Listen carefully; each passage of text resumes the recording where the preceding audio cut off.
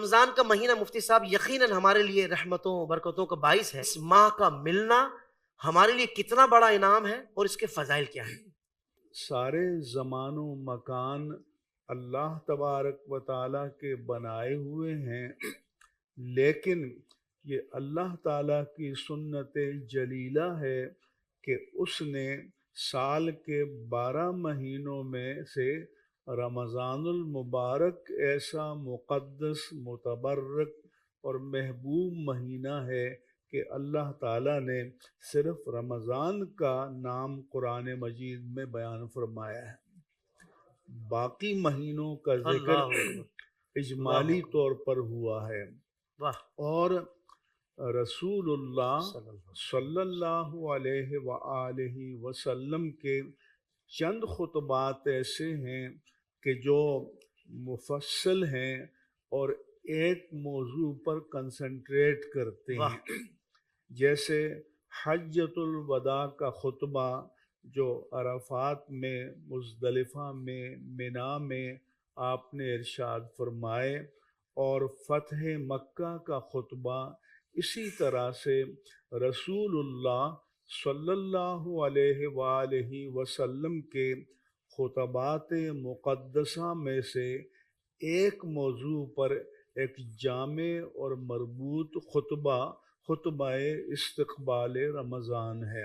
واہ سلمان فارسی رضی اللہ تعالی عنہ بیان کرتے ہیں، شعب الایمان میں حدیث ہے کہ خطبنا رسول اللہ صلی اللہ علیہ وسلم فی آخر یوم من شعبان، کہ ایک بار رسول اللہ صلی اللہ علیہ وآلہ وسلم نے شعبان کی آخری تاریخ کو ہمیں ایک مخصوص خطبہ ارشاد فرمایا.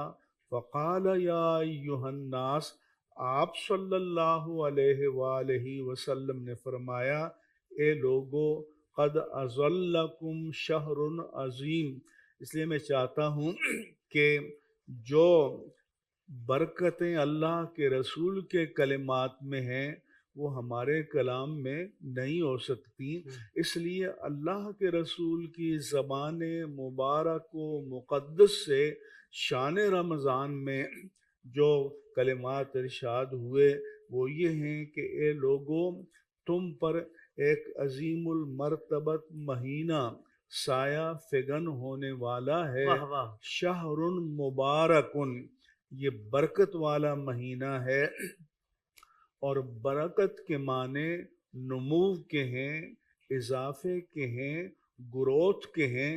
یعنی اس میں حسنات میں، خیرات میں، صالحات میں، اجر و ثواب میں اضافہ ہوتا ہی رہتا ہے اور ہوتا چلا جاتا ہے. فرمایا کہ شہر فیہ لیلۃ خیر من الف شہر، یہ ایسا عظیم المرتبت مہینہ ہے کہ اس میں ایک رات ایسی اللہ تبارک و تعالی نے مقدر فرمائی ہے کہ جس کی برکات 1000 مہینوں کی مسلسل عبادات کے مجموعی اجر سے بھی زیادہ ہیں. اور کتنی زیادہ ہیں یہ بھی اللہ کے رسول نے بیان نہیں فرمایا اللہ کہ اکبر، اتنے درجے زیادہ ہیں. اللہ ہی جانتا ہے کہ واہ اس واہ کی زیادتی کی مقدار کیا ہے.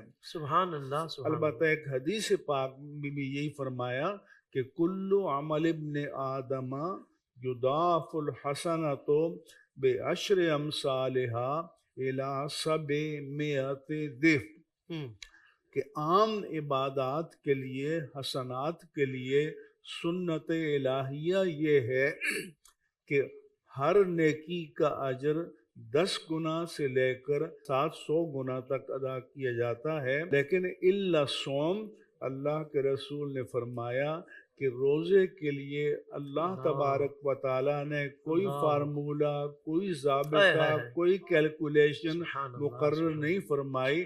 اس نے فرمایا کہ فَإِنَّهُ لِي، اللہ کیونکہ وہ یقیناً خالص میرے لیے ہے واہ اور واہ اس کے درجہ اخلاص کو میرے سوا کوئی نہیں جانتا۔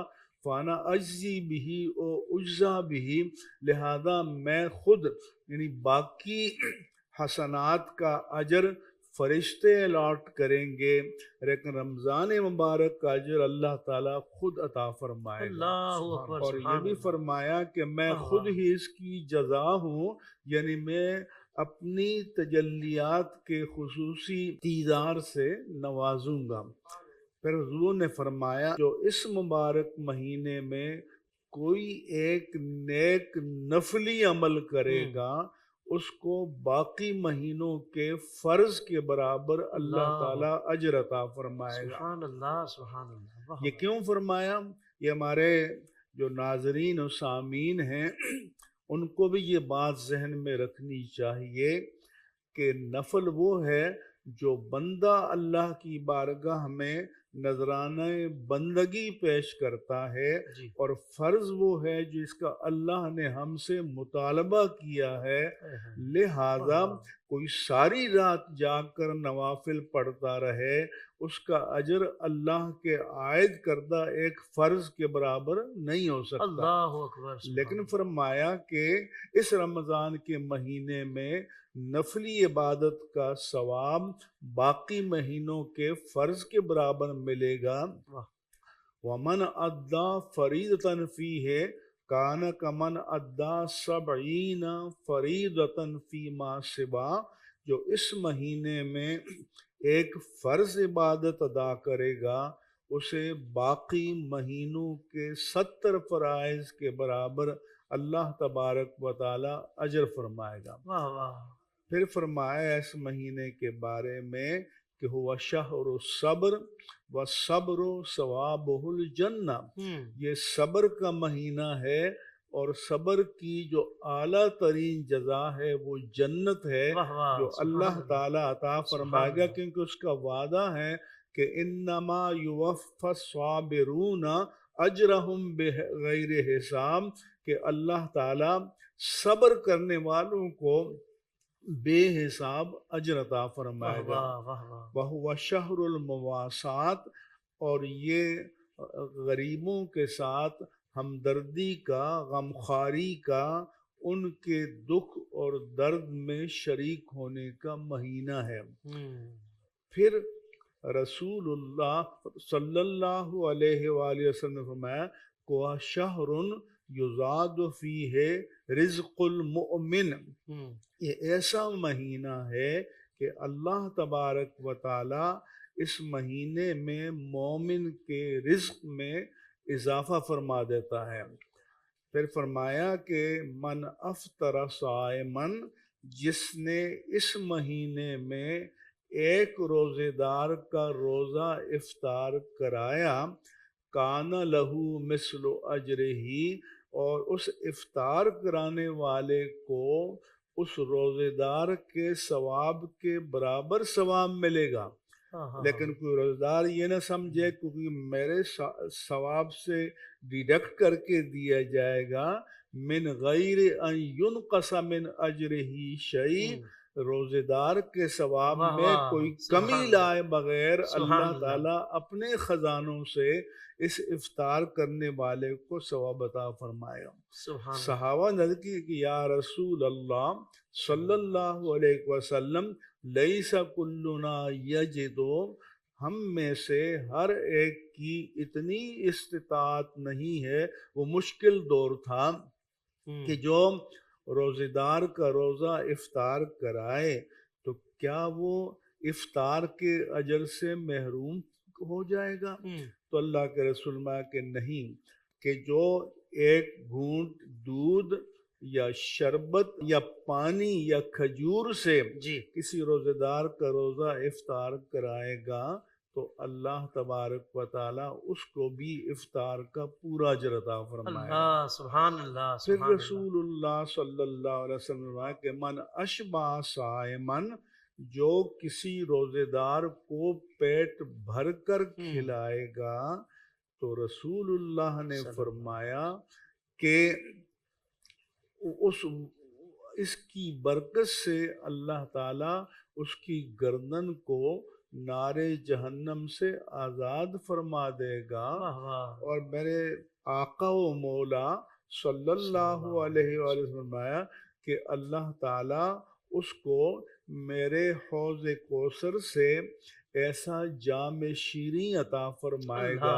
اللہ کہ اللہ، پھر وہ جنت میں داخل ہونے تک اس کبھی پیاسا نہیں ہوگا۔ اللہ، سبحان اللہ، سبحان اسی اللہ، طرح رسول اللہ صلی اللہ علیہ وآلہ وسلم نے اس ماہ مبارک کے مزید فضائل بیان کیے۔ ان میں سے ایک یہ ہے کہ من خفف عن مملوک ہی، کہ جس کا کوئی سبارڈینیٹ ہے، جس کا کوئی خادم ہے، جس کا کوئی ملازم ہے، اس کی جو ڈیوٹی روٹین ہے رمضان میں، اس ڈیوٹی روٹین میں کچھ ریلیکسیشن دے گا، کچھ تخفیف کرے گا، کچھ رعایت کرے گا، تو اس کی برکت سے اللہ تعالیٰ اسے نار جہنم سے رہائی عطا فرمائے اللہ گا۔ اکبر، سبحان اللہ، اور سبحان اللہ، پھر اللہ کے رسول نے فرمایا کہ ہوا شہر اولہ رحمت وأوسطہ مغفرۃ وآخرہ عتق من النار، کہ اس مہینے کا جو پہلا عشرہ ہے وہ رحمت باری تعالیٰ کو اپنی جانب متوجہ کرنے کے لیے ہے، اور جو بندہ مومن اس پہلے عشرے میں اللہ کی رحمت کو اپنی جانب متوجہ کرنے میں کامیاب ہو گیا تو وہ اوسطہ مغفرۃ، عشرہ ثانیہ میں اللہ تعالیٰ اسے اپنی بخشش سے نواز دے گا۔ واہ واہ، اور سبحان جو اللہ، اس کی برکات کو اپنے دامن ایمان و عمل میں سمیٹتے ہوئے تیسرے عشرے میں داخل ہوگا، وآخرہ عتق من النار، تو پھر آخری عشرے میں اللہ تعالیٰ اسے نار جہنم سے آزادی کا پروانہ عطا فرما اللہ، دے گا۔ سبحان اللہ، سبحان اللہ۔ زندگی کے تمام شعبوں میں دینی رہنمائی حاصل کرنے اور آخرت کو بہتر کرنے کے لیے ہمارے YouTube channel Islamic digital studio کو سبسکرائب کر لیں اور بیل آئیکن بھی پریس کر لیں۔